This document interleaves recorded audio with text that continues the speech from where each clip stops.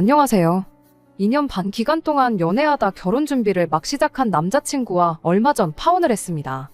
주변에서 남자친구 하나 잘 만났다느니 부럽다니 그런 이야기 많이 들었는데 꼭 남들 이야기가 정답이 아니란 걸 이제 알았네요. 결혼이 현실이라는 말이 참 무슨 말인지 와닿는 게 연애할 때는 사소한 다툼 하나 없을 만큼 저한테 맞춰주던 사람이었는데 결혼 이야기 오가기 시작하니 요구사항이 어쩜 그리 많을 수가 있는지. 심지어 제가 집까지 해가기로 했는데 뭐 팔려가는 것도 아니고 바라는 거 전부 들어줬다간 남은 평생을 내가 아니라 이 인간 엄마를 위해 살 수도 있겠구나 싶더라고요. 그런 생각이 드니까 오히려 마음 정리하는 건 훨씬 편했어요. 여지껏 만나온 시간이 아깝긴 하지만 앞으로 내 남은 인생을 생각해보면 그 시간이 훨씬 몇 배는 더 길게 남았는데 그래서 뒤도 돌아보지 않고 파혼했습니다. 저희 부모님께서 제가 어릴 적에 이혼을 하셨어요. 저는 어머니하고 같이 살고 있고 제 위로 있는 언니는 아버지랑 같이 살고 있어요. 두 분이 성격 차이 때문에 이혼을 하게 되었던 건데 그렇다고 서로 척지고 평생 안 보고 살기로 하고 그런 건 아닙니다. 같이 붙어 계시지만 않으면 또 괜찮거든요. 이혼을 결정하게 된 건 두 자식들 앞에 매일같이 티격거리는 거 보여줘봐야 좋을 거 없겠다 생각해서 결정하셨던 거죠. 그래서 언니는 아버지가, 저는 어머니가 맡기로 정해졌던 거고요. 지금은 각자 사는 게 바빠서 볼 일이 있으면 다 같이가 아니라 따로 만나고 그러는 식이지만 저희 어릴 때만 해도 달에 한두 번씩은 정기적으로 내 가족이 다시 만나 시간 보내고 그랬습니다.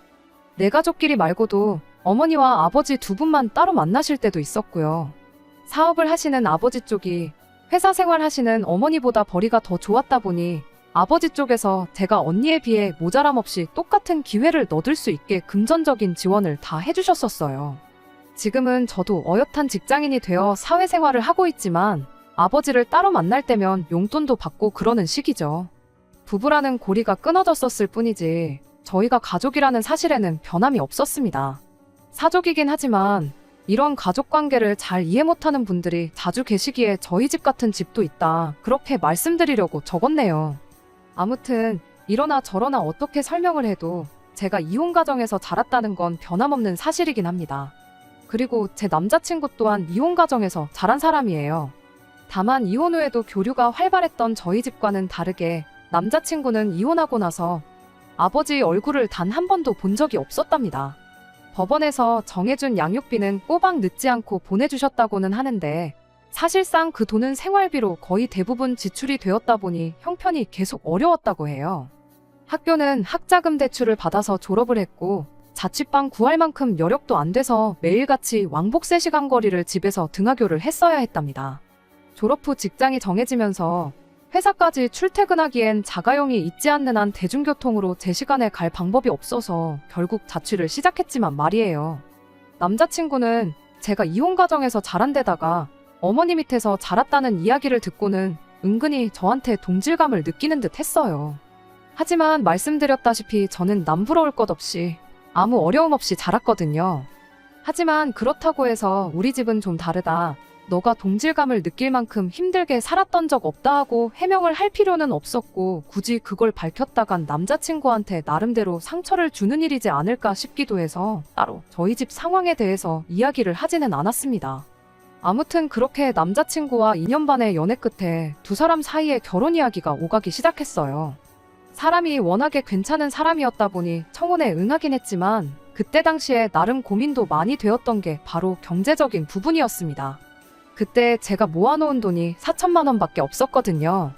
제 나이치고 잘 모은 편은 아니란 건 저도 알고 있어요. 하지만 저도 저지만 남자친구는 저보다 더 없을 수도 있겠다는 생각을 했었어요. 집이 어렵고 학자금 대출을 받아서 학교를 다녔고 그런 이야기를 들었어서 그랬나 무조건 저보다는 상황이 안 좋을 거라 생각했죠. 그래도 설마 모아놓은 돈이 한 푼도 없지는 않겠지 그런 생각이 들 때도 있었습니다. 혼자 고민해서 뭐 답이 나오는 것도 아닌데 결혼하기로 한 만큼 충분히 물어봐도 신뢰가 되지 않는다고 생각해서 결국 남자친구한테 단도직입적으로 이야기를 했어요. 그런데 의외로 남자친구가 제 생각보다 훨씬 더 많은 돈을 모아놓은 상황이었어요. 제가 괜히 색안경을 끼고 안 좋은 생각을 했나 싶고 부끄럽기까지 했습니다. 남자친구가 모아놓은 돈이 1억이 넘었거든요. 1억하고 몇백만 원 수준이긴 했지만 내가 모아놓은 만큼이나 모아놓았을까 생각했는데 그 2배가 넘으니 할 말이 다 없었죠.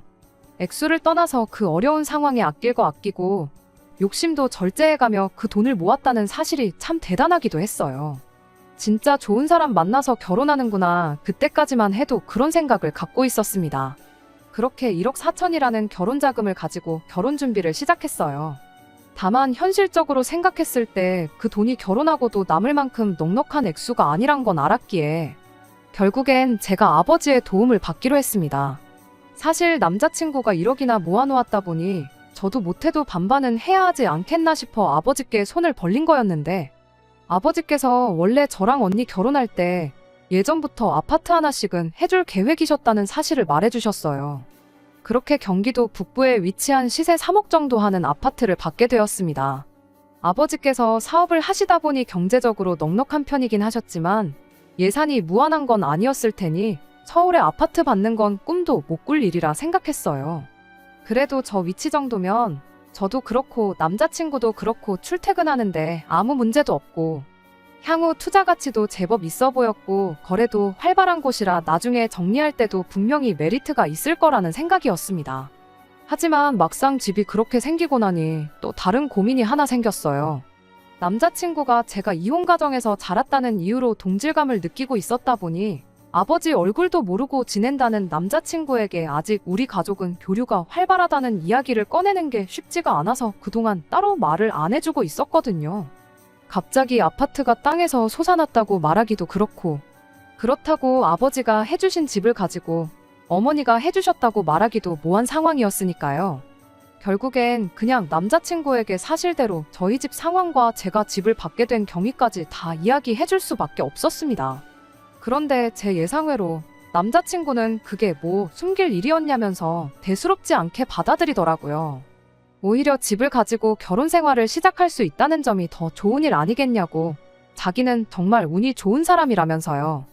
말하니까 이렇게 후련한 걸 뭐 얼마나 대단한 거라고 여지껏 이 사실을 숨기고 있었나 싶었습니다. 결혼하면서 제가 집을 해오게 되었으니 남자친구가 모아놓은 돈은 식장이나 스드메 같이 결혼식 전반적인 부분에 드는 비용부터 시작해서 신혼집 리모델링과 인테리어 그리고 혼수를 장만하는데 쓰기로 했어요. 그렇게 하면 제가 낼 비용이 하나도 없는 거나 마찬가지였다 보니 제가 모아놓은 돈은 고스란히 남게 되는 상황이 되었던 거고요. 거기에 남자친구가 모아놓은 돈도 일부 1,000만 원 정도는 남겠구나 싶었습니다.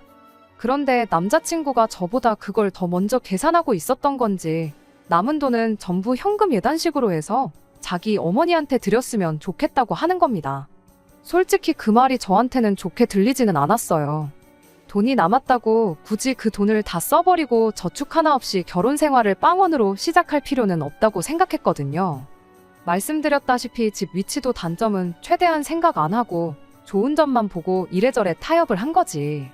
돈은 돈대로 아꼈다가 빨리 더 좋은 위치로 이사 나가는 게 가장 이상적인 계획이 아닐까 싶었고 굳이 그 돈을 남자친구 어머니한테 드리겠다는 것도 솔직히 마음에 들지는 않았어요. 이런 일의 원칙을 따지는 것도 우습지만 상식적으로 돈을 돌려드리면 집을 해주신 저희 아버지한테 돌려드리는 게 맞는 거 아닌가 싶기도 했죠. 물론 저희 아버지가 돌려드리겠다고 해서 그 돈을 받아가실 분은 아니지만 말이에요. 그래서 이번엔 혼자서 고민하지 않고 그 자리에서 곧바로 그건 아닌 것 같다고 솔직하게 제 생각을 말했어요. 애초에 우리 돈이 남는 건 저희 아버지가 집을 해주신 덕분이지 않냐고요. 그랬더니 남자친구가 제가 정확하게 말했다고 하면서 바로 그게 문제라고 하는 겁니다.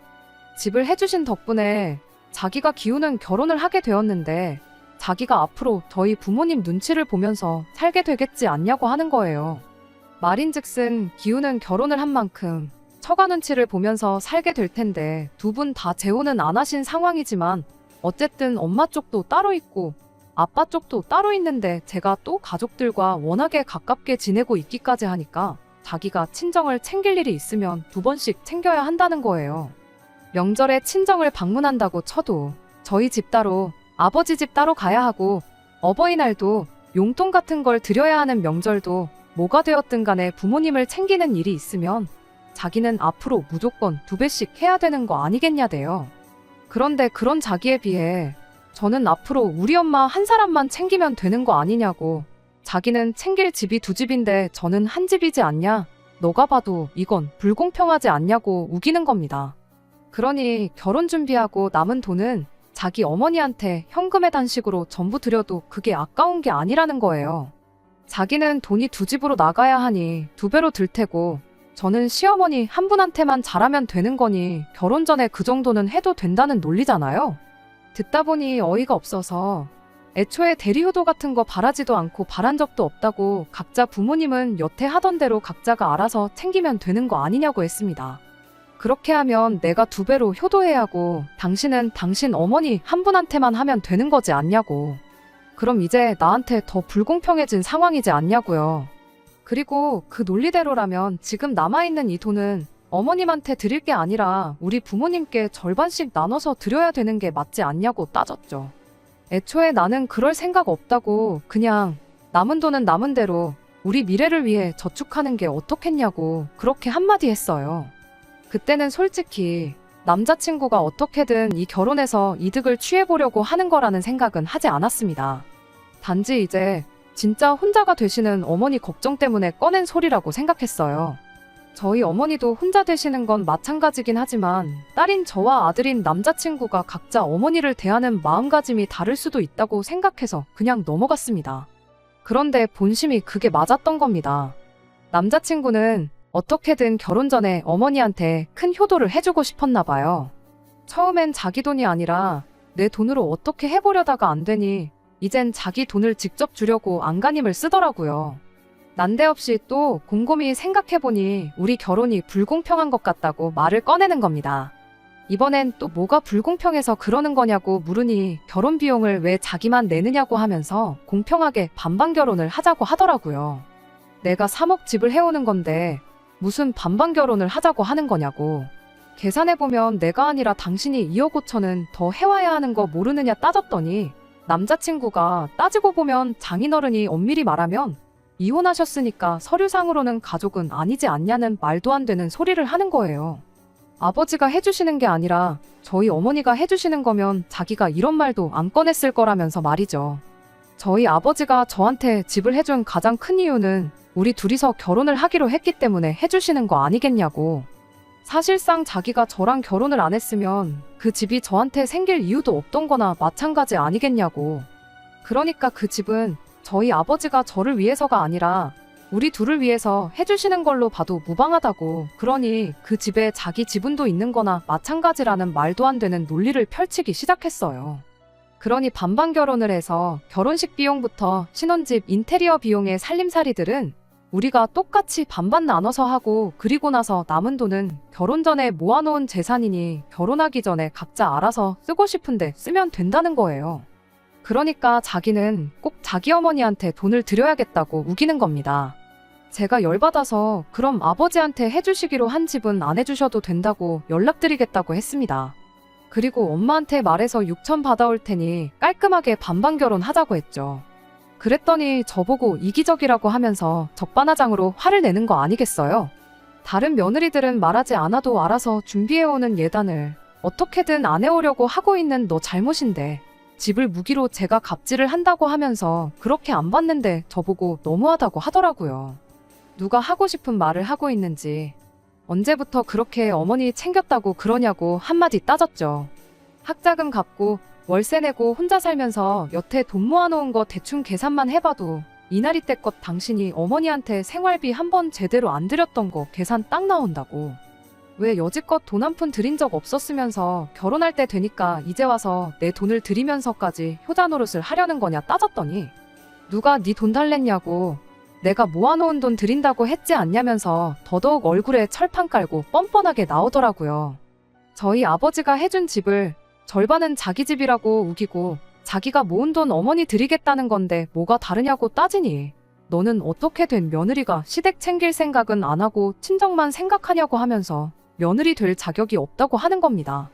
그렇게 친정만 챙기니 고부간의 갈등이 생기는 거라고, 순탄한 결혼 생활 하려면 해야 할 건 해야 하는 거라고 열변을 토하면서요.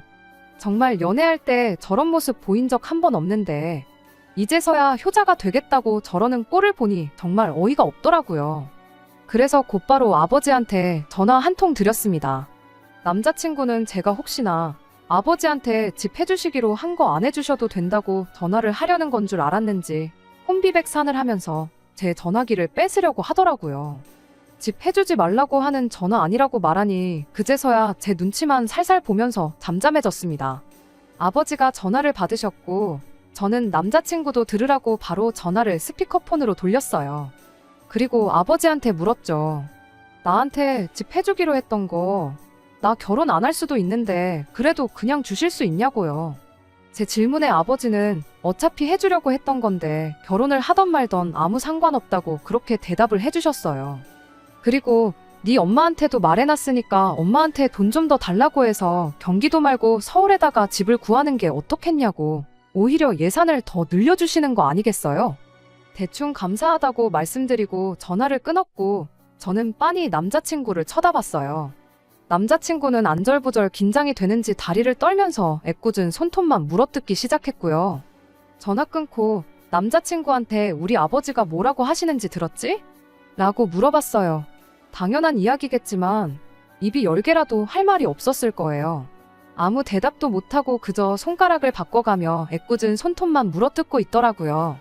사실 아버지한테 집 그냥 달라고 전화할 필요도 없었고 그냥 헤어지자고 하면 되는 거였는데 남자친구 속이라도 상해서 쓸데없는 욕심 부리고 효자 노릇 하려던 거 평생을 두고 후회하라고 일부러 그렇게 했던 거였습니다. 이미 진작에 결혼은 때려치자고 할 계획이었어요. 어디서 남의 돈을 꽁으로 먹으려고 하냐고. 네 돈 소중하고 네 부모 소중한 거 알면 다른 사람도 똑같이 소중하지 않겠냐고 하고 자리에서 일어났어요. 마지막으로 남자친구한테 결혼은 그냥 없던 일로 할 테니 그렇게 알고 그렇게 어머니가 소중하면 지금부터 정신 차리고 네 돈으로 효도 실컷 해드리라고 했습니다. 저는 남자친구가 저에게 좋은 남편이 되어줄 거라 믿었고 저 또한 좋은 아내가 되려고 했어요. 당연히 거기에는 남자친구가 좋은 사위가 되는 것도 포함되고 제가 좋은 며느리가 되는 것도 포함이었습니다. 결혼할 때 돈 얼마 더 해왔다고 해서 누구 집은 신경도 안 쓰고 박대하고 누구 집은 눈치 보면서 잘해야 하고 그럴 필요 없는 거잖아요. 결혼이 두 사람이 만나 두 집안이 하나가 되는 거지. 돈 덜 있는 집이 돈 더 있는 집의 밑으로 들어가서 가불관계가 되는 게 아니니까요. 가만히나 있었으면 제가 알아서 며느리 도리하면서 효도했었을 거예요. 당장 결혼 준비하면서 남은 돈 5천만 원이 아니라 그 이상을 해드렸을 겁니다. 뭐 제가 하려던 며느리 도리가 그 자식 성에나 찼을런지는 모르는 일이지만 말입니다. 그렇게 생각하니 더 질질 끌지 않고 단칼에 파혼해버린 게 참 후련하고 잘한 일이라는 생각이 드네요. 파혼하고 돌아온 날 어머니께서도 아직 어머니도 아버지도 현역이시고 제 나이도 한참 때인데 새로운 사람 찾는 게 뭐가 어렵겠냐고 위로해 주시더라고요. 사실 위로받을 일도 아니지요. 거머리 거지 같은 자식을 미리 알고 떼어냈으니 오히려 축하할 일에 가깝지 않겠나요? 한동안은 새로운 사람 만나고 싶은 마음도 안 들 것 같아요. 부모님 지원 없이 제 혼자 힘으로 독립할 준비가 되었을 때 그때쯤 돼서 우리들 힘으로만 같이 고생하고 동고동락하면서 서로의 등을 지켜줄 수 있는 그런 사람을 찾아보려고 합니다. 다른 건 몰라도 헤어진 남자친구한테는 한마디 해주고 싶네요. 어디 가서 자기 어머니한테 대신 효도해줄 사람 찾지 말고 남의 집 재산에 숟가락 얹어서 거저먹을 생각도 하지 말고 스스로 효도하는 그런 사람이 되라고 말이에요. 두 번째 사연입니다. 안녕하세요. 인연을 채우지 못하고 이혼을 하게 된 30대 초반의 여성입니다. 이 사연을 말씀드리기까지 많은 용기가 필요했어요. 아는 사람한테 이야기하자니 너무 부끄러워서 이렇게 익명으로 사연을 적어봅니다. 남편과 저는 같은 건물에서 일하면서 알게 되었습니다. 저는 2층에 위치한 학원에서 수학을 가르치고 있었고 남편은 바로 위층 보험사무실에서 팀장으로 일하고 있었습니다. 접점이 없어 보이지만 그래도 1년 넘게 오며 가며 얼굴을 마주하게 되니 어느샌가 서로 누가 먼저랄 것 없이 안녕하시냐는 짧은 대화는 나누게 되더라고요. 그러다 남편이 하루는 언제 한번 점심이라고 같이 먹었으면 좋겠다고 물었습니다. 저는 솔직히 보험을 권하려고 그러는 건가 싶어서 거절하려고 했지만 제가 원래 싫다 소리를 잘 못하는 성격이거든요. 자의반 타의반으로 주말에 만나 점심도 먹고 차도 한 잔 마시게 되었는데 보험의 비읍자도 안 꺼내더라고요. 그러더니 오래전부터 저한테 관심이 있었다면서 정식으로 만나보고 싶다고 했습니다. 남편의 솔직한 말에 마음의 문을 열게 되었고 그날을 계기로 저희는 연인이 되었어요. 그렇게 연애를 시작한 지 1년이 조금 넘었을 무렵 남편이 청혼까지 해왔습니다. 결혼 이야기가 오가면서 양가 어른들도 뵙게 되었어요. 시아버지께서는 서울 근교의 대학 강단에 서시는 대학 교수로 사회적 명망이 있으신 분이셨습니다. 엄청 오래전 일이지만 방송에도 몇 번 나오셨을 정도예요. 비록 결혼식을 올리기 전까지 자주 뵙지는 못했지만 그래도 찾아뵐 때면 항상 저를 웃는 얼굴로 대해주셨고 말씀도 젠틀하게 하셔서 정말 멋진 인품을 가지셨다고 생각했어요. 그리고 아들은 아빠 닮는다잖아요. 제 남편도 언젠간 저렇게 나이가 들어갈 거라고 생각하니 더욱더 결혼에 대한 확신을 갖게 되었습니다. 혼수나 예단 같은 건 시댁이나 저희 집이나 남들 눈에 부끄럽지 않을 정도로만 하자는데 동의했습니다. 하지만 역시 신혼살림을 할 집이 문제였어요. 시부모님께서는 한 2년만 같이 살자고 하셨습니다. 저에게 가풍도 익히고 한가족으로서 정도 붙이면 좋지 않겠냐고 하시면서 말이지요. 대신 2년 후에 저희가 독립을 하고 싶다고 하면 그땐 집을 사주신다고 하셨습니다. 솔직히 이때는 시아버지의 실체도 몰랐고 여러모로 손해는 아닌 것 같아서 좋다고 했습니다. 공짜에 눈이 멀어 제 팔자 스스로 꼬았다고 비난하셔도 어쩔 수 없지만 그때는 정말 이런 시부모님이라면 10년도 모실 수도 있겠다 싶을 정도로 인자하고 좋은 모습만 보여주셨고 약속도 지켜주실 거라고 믿었거든요. 하지만 열길 물속은 알아도 한길 사람 속은 모른다더니 결혼하고 나니까 그전에는 보이지 않았던 것들이 눈에 들어오기 시작했습니다. 시아버지는 제 예상과는 전혀 다른 분이셨습니다. 정말 첫 인상이 와장창 깨질 정도로 말이에요. 꿈에도 상상하지 못했던 사건들이 너무나 많이 일어났습니다. 무엇보다도 술을 너무 좋아하셔서 매일같이 늘 술을 드시고 오셨습니다.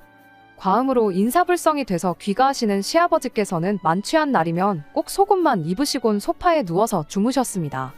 시어머니가 저희도 있으니 추태 부리지 말라고 어르고 달래면 방으로 들어가시는 수순이었어요. 때로는 새벽 한 5시쯤이 되면 일어나서는 곤히 잘 자는 가족들을 다 깨워서 약수터에 가자고 하셨습니다. 한 사람이라도 안 가겠다고 하면 일찍 일어나는 새가 벌레를 잡는다부터 시작해서 일장연설을 늘어놓으셨고요. 같이 살기 시작한 지 한 반년쯤 됐던 날이에요. 새벽 2시 반쯤이었는데 시어머니가 남편을 조용히 깨우시더라고요. 저도 덩달아 잠에서 깼지만 왠지 시어머니가 남편만 조용히 불러내시기에 눈을 감고 자는 척을 하고 있었어요. 나중에 알고 보니까 시아버지가 대학 근처에서 술을 과하게 드시고 온 길에서 쓰러져 잠들어 계셨답니다. 그걸 우연히 시아버지 수업을 듣는 학생이 발견해서 시아버지 핸드폰으로 시어머니께 연락을 해온 거였어요. 남편이 운전하는 차를 타고 시어머니가 파출소로 옮겨지신 시아버지를 모셔왔고요. 행여 학교에 소문이라도 나면 큰일 난다며 시어머니가 연락 준 학생에게 돈을 챙겨줬다고 하셨습니다. 너무 부끄럽고 남사스러운 일이지만 그렇게라도 학생 입을 다물게 하려고 그러셨다더군요. 나중에 남편에게 그 이야기를 듣고는 시부모님 두 분 모두께 너무나 실망을 했습니다. 그런 일이 있었음에도 불구하고 시아버지의 음주는 점점 더 심해져만 가는 눈치였습니다. 그러자 결국 하루는 시어머니께서 며느리도 같이 사는데 남사스럽다고 채통 좀 지키라며 시아버지께 소리를 지르셨습니다. 같이 사는 동안 시어머니가 시아버지께 이런저런 잔소리를 하시는 건 봤어도 큰 소리를 내시는 건 본 적이 없었기에 저나 남편이나 깜짝 놀랐습니다. 시아버지께서도 처음엔 당황하신 듯 하더니 이내 TV 옆에 있던 수석을 집어드셔서는 거실 테이블에 집어 던지셨습니다. 시어머니더러 마누라가 남편을 무시하니 술을 안 마실 수가 있냐면서요. 테이블 유리가 다 깨지면서 집안은 순식간에 난장판이 되었고요. 소리가 어찌나 컸는지 아랫집에서 무슨 일 있냐고 인터폰을 해올 정도였으니까요. 태어나서 한 번도 이런 상황을 직접 겪어본 적 없었던 저는 말 그대로 심장이 터지는 줄 알았습니다. 시아버지께서 저에게 배우라고 한 가풍이 이런 건가 어이가 없었네요. 시어머니는 주저앉아서 당신 팔자를 한탄하시면서 우시고 저는 그런 시어머니를 달래며 집을 치워야만 했습니다. 시아버지는 욕을 하며 집 밖으로 나가셨고 걱정이 된다며 남편은 시아버지 뒤를 따라 나갔고요. 놀라운 건 이런 대소동이 있었지만 그 다음날 가족 중 누구 하나 먼저 이 일을 입에 담는 사람이 없었다는 거예요. 사실 무엇보다도 시어머니와 저희 부부를 답답하게 한 건 시아버지는 다음날이 되면 아무 일도 없었다는 듯이 행동을 하신다는 점이었습니다. 처음에는 어찌나 태연하게 연기를 하시는지 정말 기억을 못하시나 기억력에 문제가 있으신 건 아닌가 싶더라고요. 결국 한 1년쯤 지났을 때 저는 남편에게 우리 제발 나가 살면 안 되냐고 물었습니다. 아프신 시아버지 병수발을 할 자신이 없다고 솔직하게 털어놓으면서 말이에요. 그러자 남편은 현실적으로 우리 둘이 맞벌이를 해서 언제 집을 살 수 있겠냐며 1년만 더 버티자고 그러더라고요. 저도 그 말에 딱히 반박을 할 수가 없어서 알겠다고 했습니다. 그리고 그때부터 마음속으로 하루하루를 새고 있었네요. 그리고 얼마 뒤 평소처럼 시아버지는 귀가하시기 전이었고 꾸벅꾸벅 졸고 계신 시어머니께 먼저 들어가 주무시라고 했어요.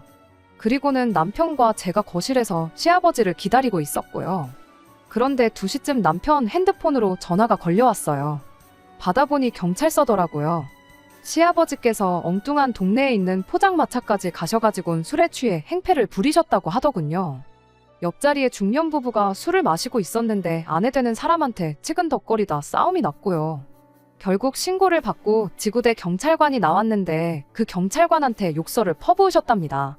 남편은 그 이야기를 듣자마자 앞에 쩔쩔매면서 지금 당장 모시러 가겠다고 죄송하다고 연신 사과를 하고 있었어요. 이게 무슨 개망신인가 싶었습니다. 그래도 다행히 시아버지를 알아보는 사람은 없었나 보더라고요. 새벽동이 틀 때쯤 시아버지와 남편이 집으로 돌아왔습니다. 주무시던 시어머니도 소란스러운 소리에 깨셨고 저도 잠 한숨 못 자고 날밤을 샜어요. 술에서 덜 깨신 것 같았는데 뭐가 그렇게 그날은 또 기분이 좋으신지 계속 저한테 사랑의 총알을 쏘시고 저더러 한번 안아보자 그러시는 거예요. 남편이 얼른 안아드리라 그래서 떨떠름하게 어깨동무식으로 대충 안아드렸더니 갑자기 제 팔뚝 안쪽 살을 꼬집듯이 주물럭 거리시는 게 아니겠어요. 저는 어색하게 웃으며 팔을 빼냈습니다. 그러자 또 어딜 가려고 그러냐며 제 손목을 잡아 끄시더니 제 팔뚝살을 또 만지려고 하시는 거예요. 그 순간 더는 아니다 싶어서 제가 시아버지께 왜 자꾸 만지시냐고 아프다고 그러면서 정색을 했습니다. 그제서야 시어머니도 왜 당신을 두고 며느리를 귀찮게 하냐며 억지로 시아버지를 모시고 안방으로 가시더라고요. 제가 남편에게 너무 기분 나쁘다고 이건 시아버지 술 깨시면 한번 짚고 넘어갈 문제인 것 같다고 그랬습니다. 그러자 남편은 대수롭지 않다는 듯 왜 일을 크게 만들려고 그러냐며 시아버지가 며느리 예뻐하는 것도 기분이 나쁘냐고 비아냥 거리더라고요. 그리고 남편이 이 이야기를 시어머니께도 전달을 했는지 이튿날 회사에 있는데 시어머니께 전화가 걸려왔습니다. 당신들이 딸이 없어서 시아버지가 저를 딸처럼 생각해서 그러는 거니까 너무 기분 나쁘게 받아들이지 말라고요. 하지만 저는 솔직히 시아버지와 며느리 관계를 떠나서 기분이 너무 찝찝했습니다. 하지만 제가 남편과 이혼을 결심하게 된 결정적인 이유는 따로 있습니다. 시아버지의 음주가 결국 저희 부부의 발목을 잡았어요. 10시 정도로 약간 늦은 시간이었지만 음식물 쓰레기를 버리고 자야겠다 싶어서 아파트 1층으로 내려가는데 어디선가 쿵소리가 나더라고요.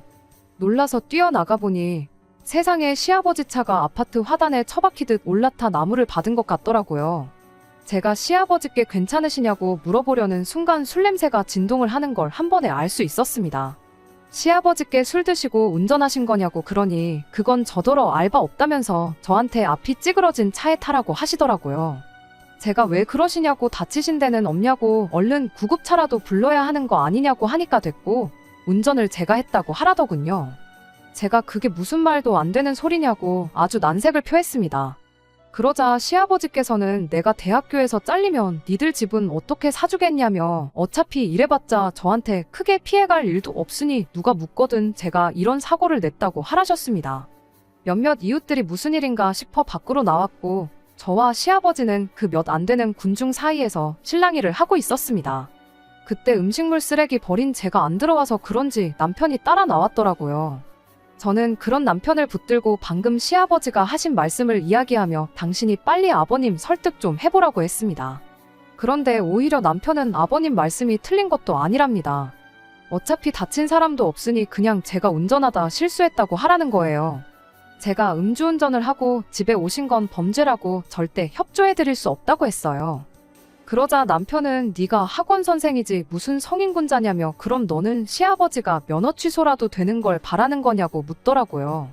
그 순간 저는 이 부자지간에게 참교육을 해줘야겠다는 생각이 번뜩 들었습니다. 그래서 경찰을 불렀습니다.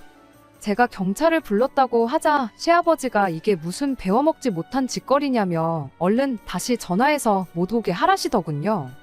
남편도 어떻게 며느리가 시아버지를 신고하냐며 제정신이냐고 화를 냈습니다. 저는 남편에게 이번엔 나무로 그쳤지만 다음에는 진짜 사람이 다칠 수도 있다고, 저런 분에게선 면허를 뺏는 게 모든 사람을 살리는 길이라고 설득을 했지만 남편은 들으려조차 하지 않았습니다. 급기야 남편은 먼저 저에게 이따위로 하면 이혼이라고 으름장을 놓더라고요. 그제서야 저도 정신이 들었습니다. 맨날 술 먹고 개가 되는 시아버지도 문제지만 그런 시아버지를 매번 받아주는 시어머니와 남편도 똑같은 사람들이라는 걸요.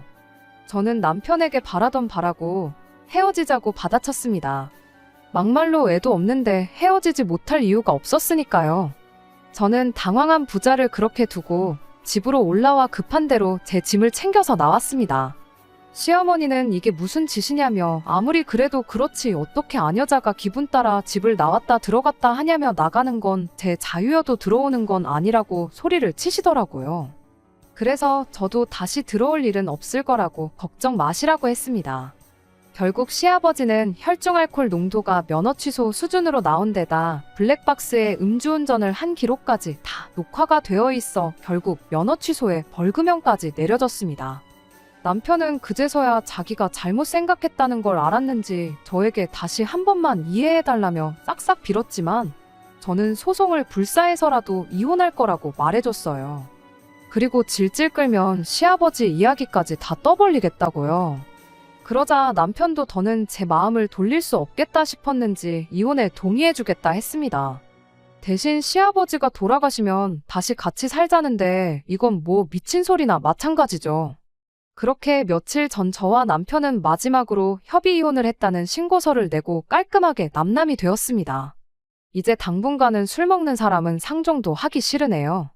시아버지는 면허 취소와 지난번 술에 취해 길에서 발견된 일까지 학교 안에 소문이 나면서 결국 강단에서 물러나셨다고 하더군요.